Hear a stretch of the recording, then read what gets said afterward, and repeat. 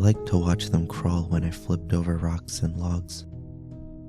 That's where they hid. It was getting colder and there were less of them now. That meant less days to play, climbing trees, digging holes, up, down, anywhere but right here. Why can't you be like the others? The grown-ups would say. The others were even less polite. Kids were mean. Billy was the meanest. Mommy said it was because he liked me. I didn't understand. I named one of the spiders Billy, and then I smashed it. Kids I wanted to play with were way up in the mountains, far away from here. Too high for me to climb. Come inside, Char. You'll catch a cold. Charlie. What a cruel name to give to a girl. School was a scary place for a daughter with her daddy's name. The name he wanted to give a son. Mommy's little girl, playing with bugs instead of dolls. Oh, how proud they both must have been. Muddy hands patted clean against my dress. I knew better than to wait for a second call. My shoes waited on the steps. Mommy hated dirty shoes, so I stopped wearing them. I liked when I couldn't feel my toes. I loved to feel warmth needle prick my feet as they thawed. One of nature's little gifts. Oh, you're filthy. In the bath with you, Mommy ordered, with a snap of a dish rag as I ran up the stairs.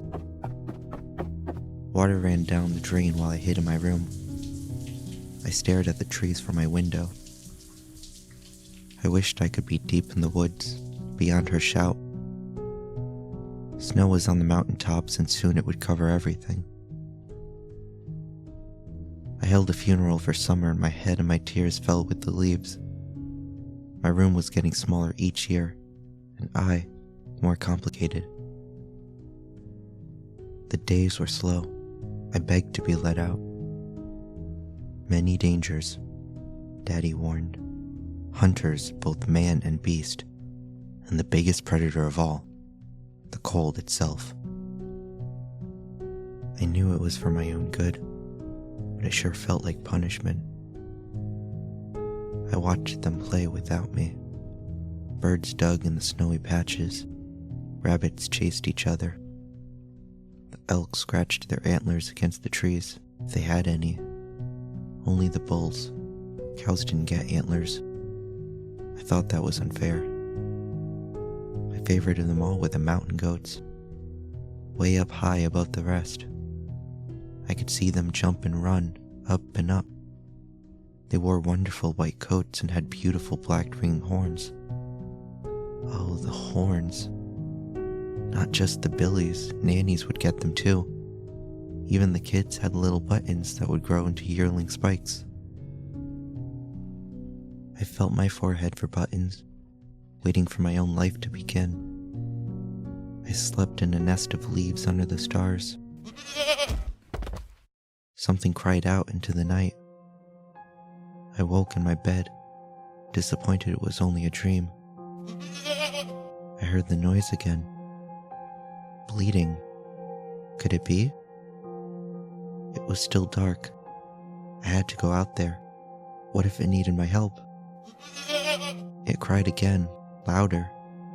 I could feel its pain in my chest. I snuck quietly down the stairs. I could hear Mommy's words repeating in my head.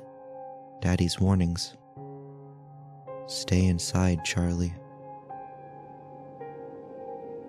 The back door fought against the wind like it, too, wanted me to stay inside. I grabbed my coat, promised to be careful.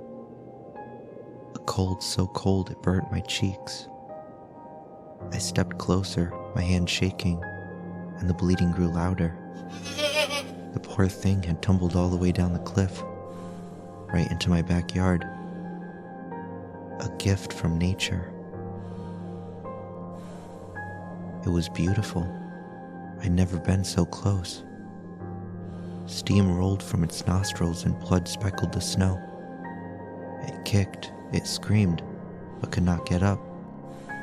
My petting seemed to calm it, or maybe the end was close. I'm a bad climber too. I showed the goat the stitch marks on my arm from when I fell out of a tree last summer. I didn't want to let go of the moment, but I couldn't let it hurt anymore. I held a heavy rock overhead and took aim. The second smash seemed to stop its suffering, but I brought it down a third time, just to make sure. I worked carefully with a sharp rock, always minding the horns. I freed them little by little. They stayed together, just as they were meant to. They were perfect. I tied them to my head with a string from my coat. It was harder work than I thought, and it kept me warm. I rose to my feet. A great horned shadow stretched across the ground in the harvest sun. I never felt more me. The mountain called to me, so I climbed. The ground grew steep and slick the higher I went. My legs shook, but I kept climbing. Critters darted over and under me, but they weren't afraid. Whenever I felt like giving up, the weight of my horns tipped forward, and I followed. A shot echoed through the mountains. Everything scattered. I ran too. My breath was sharp. Something was wrong. I looked back and the snow was red behind me. I walked when I couldn't run, then stood when I couldn't walk. I felt the pain in my chest again, a deep burning. I looked down. Oh my, I'd been tagged. Was I really that convincing? I lost my footing and tumbled.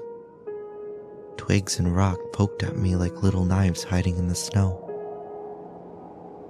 I rolled into a bank near the bottom. I'd taken bigger falls, I thought, as I tried to catch my breath. Pennies.